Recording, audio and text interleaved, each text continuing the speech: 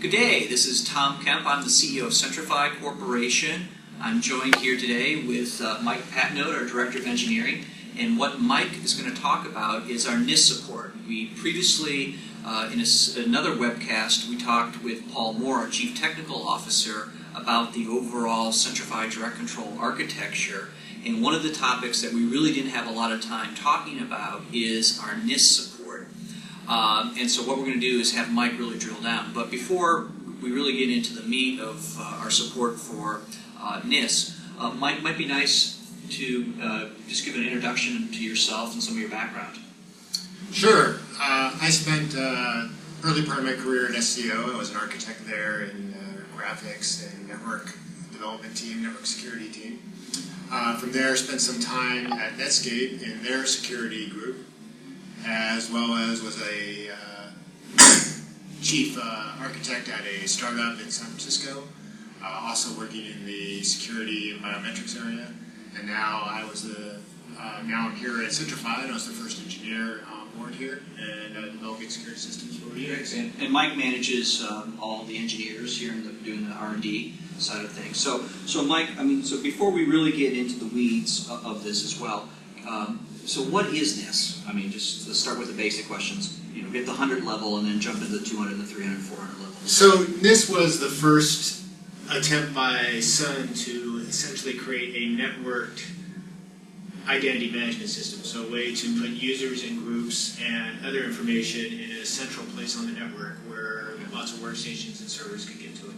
Okay, so what kind of information was and is stored in NIS? Primarily, the idea was they basically just took the simple files that were on the UNIX system, the group file, the password file, a couple other things like services, protocols for network services, and shoved them all into a server on the network, so those straight files could just be pulled down and used pretty much the same way they're used on the file system. Okay. So there's also a technology called NIS Plus. So what's that? I know it's not as prevalent as NIS. But well, one of the issues that people had with NIS was all the data was in the clear on the network. So one of the key things Sun wanted to address was the network security and actually have the data be encrypted on the network. So that's the first thing NIS Plus brought to the table. The second thing it did is they also began to see what LDAP eventually started to provide, is that this data actually needed to be more structured, it needed to have hierarchical representation. So it started interesting to look at NIS Plus, and you sort of see the early beginnings of a lot of the thoughts that drove the LDAP development. So, but it sounds like NIS and NIS Plus is actually no longer supported or being actively developed. Yeah, Sun is actually stated an end of life for both the products. Okay. With their recent releases. So Sun is moving to an LDAP world as well. Okay. And so the NIS and NIS Plus protocols are being dropped and being used less frequently. So obviously, we're finding a lot of customers have NIS. They're worried about the end of the life, and they're looking at our solution. So for people that may have not seen the prior webcast, can you just briefly describe at a high level what our solution is and kind of how it compares to what they currently have, which in this case is NIS? Sure. So what we've done is essentially created what I like to call a gateway from a NIS server to the Centrify agent, the DirectControl agent.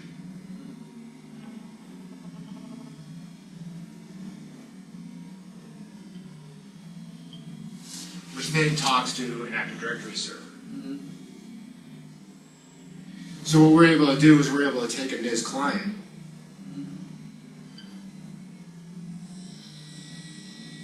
fool this NIS client to think it's talking to a NIS server, and then essentially take those same requests, pipe them through our agent, and pull the data from Active Directory.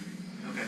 So so why would customers want to use this gateway in their environment? Because is that something? Is it more kind of an interim measure?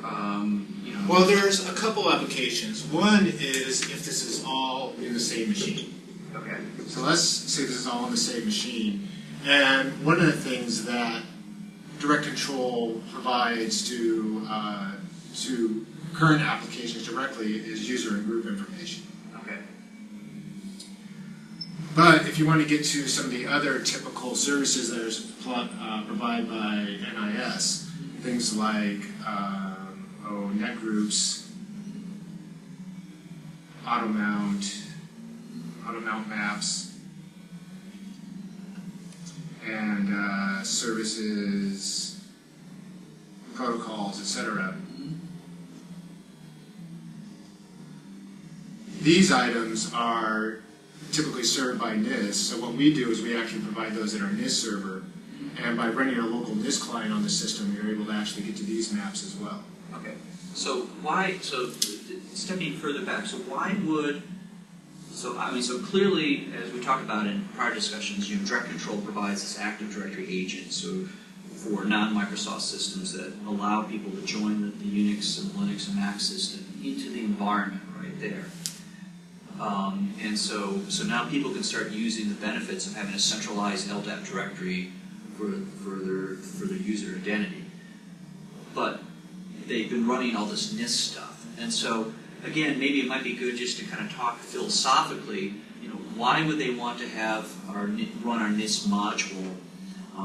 Is that something is it because there's certain data that doesn't come with Active Directory? Maybe just a little bit more color commentary on that. So one of the primary reasons people continue to run NIS is because they have applications that are depending on net groups and auto mount. Okay. And the only way to get at this information through the way it's implemented it is actually through NIS. Okay. Now we're looking at doing some other tricks, like essentially you can replace auto mount with a script, and we've actually done this and make it available on our website.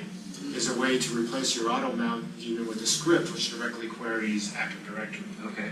Using the standard open LDAP tools. Okay. Net groups, we're essentially trying to figure out what the right model is there. This was Sun's way of integrating a set of users, a set of computers, and grouping them for access control. So we support this for people who already have applications or maybe logging systems that are using or file mounting, NFS file mounts, that are using net groups to control who can be where. So you already have this infrastructure in place. One of the things we're trying to do is just let you continue to use that infrastructure. So basically what you're saying, it seems like what you're saying right here is that because we, with our DirectControl agent and our software, you get the user group information within Active Directory. But because, what are some examples of applications that need or still require the net groups and auto mount or rely on that? So there are some versions of Telnet and that will use net groups to allow and deny access to a machine. Okay. Their NFS is probably the primary usage where the grouping actually says this user can mount these directories on this machine. Okay. So it's interesting because users are somewhat stuck. I mean, without our software, they're somewhat stuck. So they've got this technology NIS, which is unsecure, it's end of life, etc. And at the same time, they've got these applications that rely on it. So they want to move to more of a modern technology, but they just can't just rip and replace it because they need these applications to rely on it. So it sounds like this NIS service actually offers a solution for them to move to more of a modern, set of protocols from authentication, Kerberos and LDAP. So now, as it relates to this information, where's the net groups? Obviously, we store the user group stuff, but where's the net group and auto mount information stored? What do we do with that information that these applications still rely on or require? So we keep this information in our zone container. Okay. And in each zone container, you have a subcontainer for users, one for groups, one for computers, okay, and another one for NIS information. Okay. And within the NIS information, there's a subcontainer for each possible map. Okay. So there'd be a network map here. Okay. And one of the interesting features we have is the ability to import dynamically when you install our DirectControl console. Yeah. We allow you to point it at a NIS server and load all your maps into Active Directory. Okay. So essentially immediately move the data over to Active Directory. So it can be managed. So all the map information, that's specific that these applications require is now stored in Active Directory, and so it sounds like but people are not communicating over the wire with NIS, right? Correct. So one of the nice things that Spies do in the local environment is now we've actually taken all the NIS data out of the clear, and all the NIS data is now coming from Active Directory through the DirectControl agent, and this is a GS API encrypted connection here between our agent and the LDAP server. So none of this data is now going over in the clear, and this is a local connection here on the client. Okay. So there's no data exposed over the network in this case. Okay. So and so this NIS service or this gateway, that's a add-on module to our core agent. So they would only deploy it if they want to use. Correct. If you only need access to this extra information. Okay. Now, so there is the migration, so it sounds like we provide a migration of the net groups and automount into Active Directory. But can you talk about the migration of the user group information? Because people may have very large NIS information stores where they also have the user group information. Right, so if you're going to pull the user and group information from NIS, what we allow you to do is import that directly into the zone data. Okay. So you're still managing the user and groups in the same way if you're a NIS user and you're migrating from NIS over to Active Directory using DirectControl. What you'll do is import in the same manner just the users and groups into the core zone data here. And then what we keep down here is just the rest of the NIS maps. Okay. All right, so everything's within Active Directory, including the additional information as well. And then eventually, if they ever no longer require the applications and the net groups and automount, that's fine. I mean, that kind of goes away. So now what if, we're seeing customers that not only have one NIS domain, but they have multiple NIS domains, right? So how do we handle the multiple NIS domain scenario? Well, one of the nice things about zones is they map very well to NIS domains. Okay. So it's almost the exact same concept in that if you have multiple NIS domains in your organization, a user can have multiple IDs throughout those different NIS domains. Mm-hmm. Okay, so basically what you're saying is, so for zone that equated to the old NIS domain engineering, they would have their own maps as well as a user group, but the NIS domain that was associated with manufacturing would be separate as well. That's correct, and it also provides you a nice migration strategy because the rest of the NIS domains can continue to run while you migrate one at a time over to each zone. So what are some common scenarios, what you've seen from some customers that are using our NIS module or add-on to the core agent? What are some of the application environments, or what are some of the server configurations that you've seen that people have been working with this on? I'd say that the primary use I'm seeing is people still want to provide net group and automount information. Okay. Not only to the current machine where the agent is installed, but also older legacy operating systems that may not be supported by DirectControl, but still have NIS support built into them. Okay, gotcha. So now, in some cases, people are actually using our NIS support for some network appliance filers and so on. Yes, so that's the other key place too. Is you have some sort of embedded device where an agent can't be installed on there. Yeah. It still needs net group information. Okay. And it still wants user and group information as well. If this has any sort of local UI for interfacing, you want to be able to log onto here and see who owns a file, what user and who owns that file. And so this device actually needs some mechanism to be able to go look up user and group information. Typically, one of the ways they do this is through NIS. Okay. So what would they have to do on the filer there? They would now point it to one of our NIS gateways. Right. So you take this filer, you point it to our NIS gateway, and one of the tricks we do is we take this user and group map, we also push this into our NIS server. Okay. And our NIS server provides a classic password and group map, just like old NIS servers used to. Okay. Okay. Now, when it comes to migrating the data, specifically the user group, do we just kind of just rip the data into Active Directory, or do we help customers kind of more smartly move the NIS information? So we have a fairly intelligent import mechanism, which Okay. once it pulls all the users from NIS, will essentially look in Active Directory and try to match up users according to what in Unix is called their G-code field, Okay.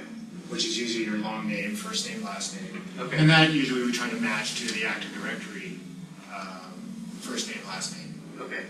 Or we'll actually try to match the login name to the Active Directory login name. Okay. So we go through a couple different flips of this, trying to find the best bet of the user we can find. And if we can't find one, then we essentially put the user into what we call our pending users list. And what you can do in our import UI is go into the pending users list. You basically see all the ones we found automatically. You can click on that and accept, and all those users will be put in Active Directory. It's possible you may have some users in NIS who don't have matching Active Directory accounts. Okay. We provide the capability to create those users. And by the same token, or if the match just doesn't work, you can then match up the two users and import it that way. So let's talk more about deployment scenarios. So a customer comes to us. They say they got 3 NIS domains, okay, and and they say we need help here. What's your suggestions, or what's the path that you would recommend they start going down to get them to obviously leverage the benefits of Active Directory, leverage the benefits of Kerberos LDAP, and move to a kind of a more modern technology? So, what would you advise customers to do in terms of a migration and deployment, scenario? So the nice thing that the key thing that the agent buys you is, once again, you have a much more secure password mechanism. Okay. The way NIS works is it passes password hashes over the network in the clear. Okay. That's not, and basically those password hashes are then open to long-term guessing attacks. Okay. And with the speed of computers and the age of those hashes, it's getting to the point now where those things can be broken within a reasonable amount of time. Yeah. So that's the first thing that the agent controls, not only with the encrypted communication, but also using Kerberos as an authentication mechanism. Okay. So that's the first value they're going to get. As to how to approach the migration, it's actually fairly simple. You install the agent on the system, you import the NIS users over, and then essentially through the mechanism we provide, we actually have the ability to install an agent and still continue to run against your current NIS environment. Okay. And what you can do is, if you don't want to import all the users at once, you can take users one at a time from your existing NIS server, move them over into Active Directory. So basically, it could be a phased approach. So you can. It sounds like it's not like you flick a switch and all of a sudden all your users are using Active Directory. You can do it on a server by server basis. You can do it on a user by user basis, and so how is it able that for some users it will use NIS, and how is it able for other users that they'll go back to Active Directory?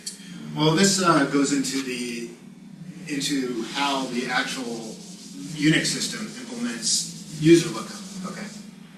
And on each system is a file called nisswitch.com. Okay. This is slightly different on NIX, but more or less the same concept. Okay. And there, where if you're looking up password information, or you're looking up group information, there's a list of services you would use. So one of the typical services is file, which basically says, go look at this file, that's your password, right? Then the next one and what we do is we essentially insert in this list, or the next one that you would have on this system might be NIS, which would basically say, go look in NIS for that user information. What we do is we insert Centrify, DirectControl here, and as long as preserve your files and NIS list. Okay.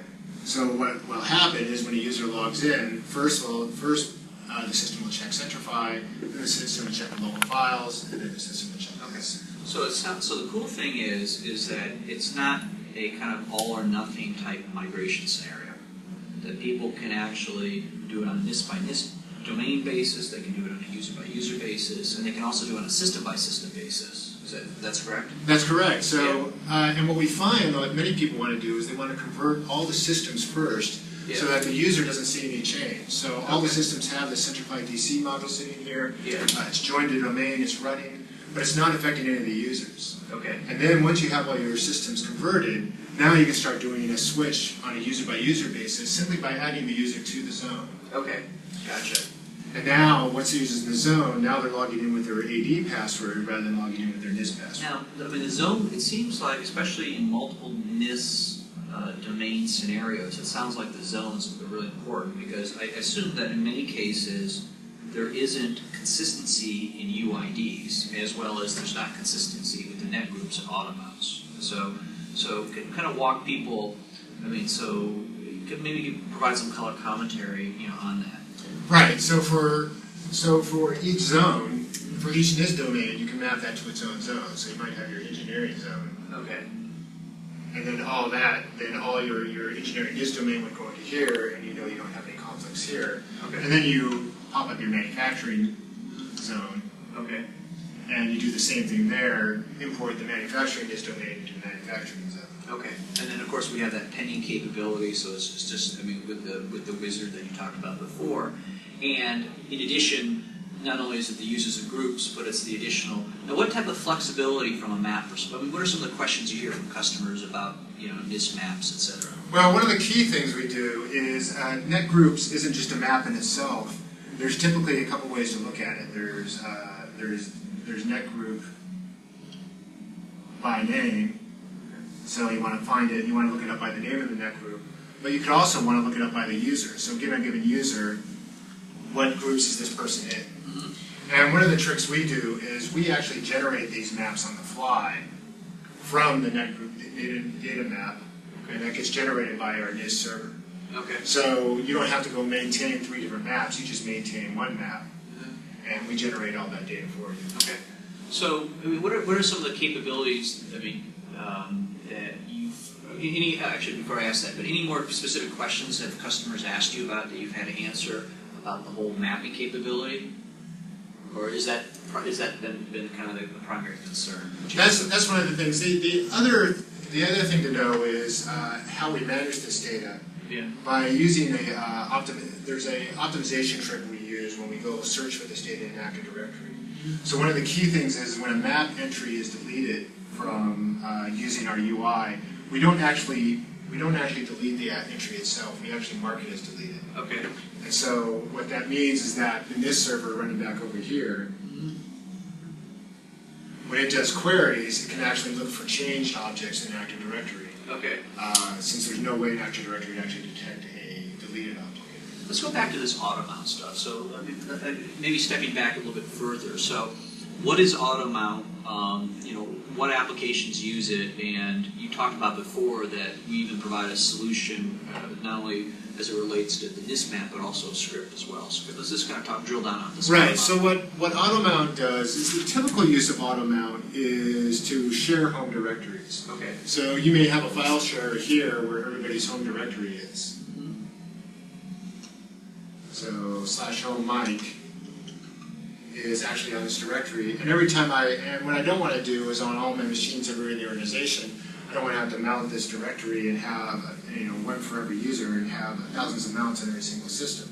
Okay. So what auto mount provides you the ability to do is when you log on to the machine, actually automatically mount a directory as soon as you actually go into that directory. Essentially, as soon as you try to touch a file in there. Gotcha. So there's a mapping file. There's essentially a table. And typically called auto_master or autofs, which can list a host name, something like, let's say this is our, this isn't the exact syntax, but you have something like a file server and a directory. And you do a little trick to map a username in there. Okay. And then you have a destination somewhere on the local system. So on the local system, this might be users / and the same name. Okay. So what I'm doing is, what this tells it to do is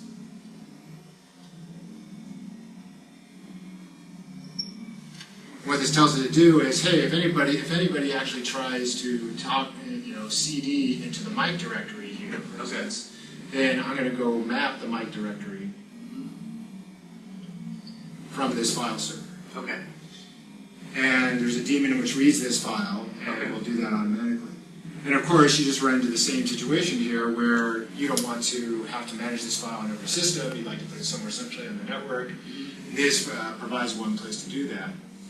But the auto-mount daemon also has a trick where it can run a script. So what you can do is you can essentially tell the auto-master that there's a script piece to run instead. And essentially, I think it's something, put some sort of syntax in here saying it's a script name to be run.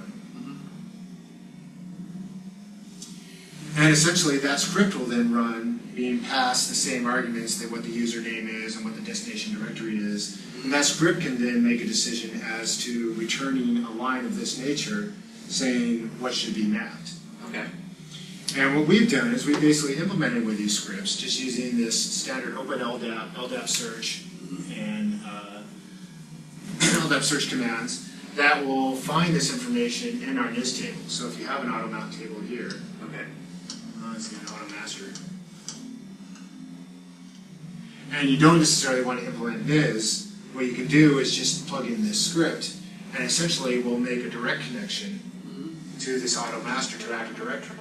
Now the nice thing is, because you have a DirectControl agent running, once again this is a GSS API authenticated connection, encrypted. So this is encrypted. You don't have to open up this data to anybody in the directory. This is actually being done as the local machine account. Okay. And all that data is encrypted coming over the wire. Okay, so it sounds like we've got a really good story as it relates to auto mounts. And obviously the whole NIS migration interoperability, it's both a migration as well as interoperability, because it's not something that people can just switch off, overnight. Is there any other, items that people have brought up as they've talked to you about our NIS support? So the one place where we've gotten a surprising amount of traction is the number of people who actually have legacy systems, which, or for some reason, systems that they cannot install an agent on. Okay. But they're still running as NIS servers. Okay. And what they want to do is they want to be able to manage their user data in Active Directory. They're not so much concerned about the security aspects, but they're just more concerned about how do I get all my users' passwords all managed in one place and make sure they all have a single password. Okay. So one of the tricks we implemented, and this is an optional capability of our NIS server, is once again you have our agent running here, and you have our NIS add-on, and we're talking back to Active Directory. And this is on one machine, and what we do, and what we support is something that we now call agentless mode. So over here, let's say you have like Sun OS 4, and it's some really old OS, but it actually does still support NIS, and that's how all your users log on to it. Yeah. So what we allow is this can be a NIS client to our NIS server. Now the trick is, well, wait a minute, we're talking about how we get password hashes out of Active Directory, because Active Directory typically doesn't provide password hashes. Okay. Well, it turns out in the Active Directory user object, if you have if you've installed the SFU or the R2-2307 extensions. Either with R2 or you can even install it with Windows 2000. That's correct. Yeah, you can install either of these on Win2K or Win2K3. Yep. It provides a field called UNIX password hash. Okay. And there's a small utility that's provided by Microsoft called their password synchronization. Okay. And it's all part of their services for Unix. Yeah. By installing these pieces, what will happen is the next time the user changes his Unix password, next time the user changes his Active Directory password, Microsoft will actually insert a Unix-style password hash. Okay. So, and it's a little MD4 or MD5 password hash. And so that's the exact same password hash that the classic Solaris NIS supports. Okay. So now we will take that password hash, we will put it into the user password map, So when the CentOS4 pulls the password map from us, it'll have the password hash in it, Okay. and a user can now log in just as if it was talking to any other NIS server. Okay.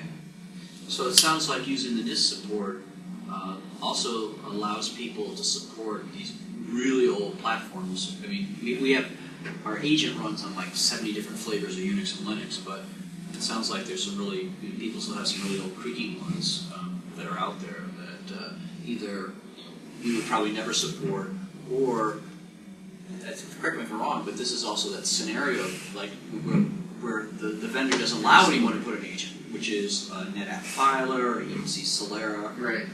And many times these systems, they don't want to install any new software on these Yeah. systems because the vendor no longer supports it. And And the last time they touched it was for Y2K, and they haven't updated in 6 years. Right, So. exactly. Okay, that's great. Anything else that we're missing here? So there's one other trick here is in the case that you actually don't want to install these extensions, Okay. or we've actually had a customer who says, hey, I want to do this. Okay. I want to have a NIS client, but I actually want the NIS password to be different than the AD password. Okay. Because on the off chance that somebody is sniffing this network, they grab this hash, they go off to their big supercomputer and they crack one of my passwords. Yeah. I don't want them to have access to AD. all AD. Okay. So we've actually provided a mechanism which back in our user object, hanging off of our zone, we can actually put a password hash here. Okay. Wow. And that can be, and typically a customer derives that themselves. One of the things we can do is we can load it from the existing NIS map. Okay. So now your NIS password is coming out of here and is not necessarily synchronized with your AD password. Okay. And that's actually a feature that a customer requested. Okay. That's great.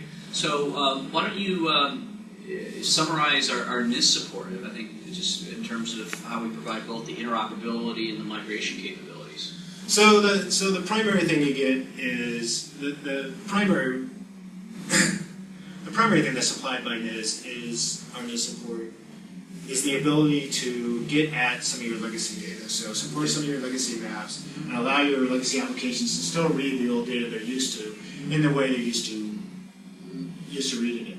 The second thing it provides is a very nice migration capability. So you have a bunch of NIS domains. It's very easy to migrate those NIS domains over into zones and continue to have them running and then essentially move things over in an organized manner.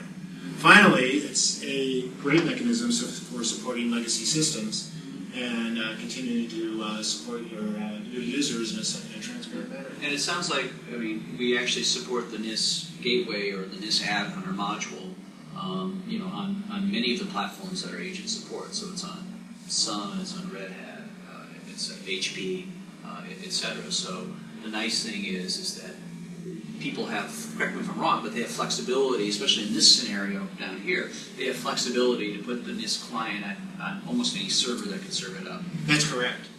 And in fact, we've actually seen people take advantage of Solaris zones to set up multiple NIS servers all on one system.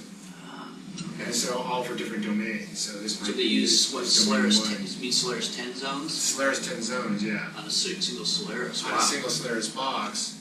So they can get all the NIS servers for all their different domains all set up in one place. That's great. All right, well, thanks a lot, Mike. I really appreciate you taking the time here. And actually, I want to grab you after this one. We're going to film another one on our OpenSSH support. So this was a great example of one of the add-on modules and capabilities that you get standard with DirectControl. That's part of the architecture. We talked about group policy as another additional capability, and this is our NIS support as well. So thank you very much for joining us, and we hopefully you'll enjoy this and take a look at some of the other video casts we have on the Centrify technology. Thank you very much.